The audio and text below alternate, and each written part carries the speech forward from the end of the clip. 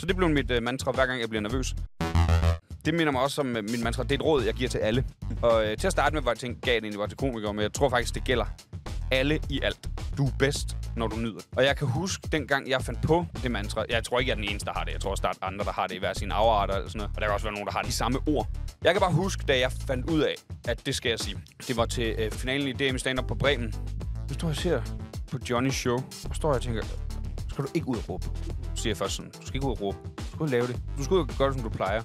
Og så tænker jeg tilbage på en klubaften, jeg havde haft på Zoo, hvor jeg havde været æsel kort inden. Du skulle jo gøre, som du gør på Zoo. Og så sagde jeg til mig selv, hvad var det, jeg gjorde på Zoo? Jeg nød det. Altså, det var virkelig sådan, det sagde jeg til mig selv inden Zoo, sådan helt tilfældigt, havde jeg bare sagt til mig selv, gå ind og hygge dig. Nu er sættet er på plads. Gå ind og hygge dig. Og så stod jeg bare, gå ind og hygge dig.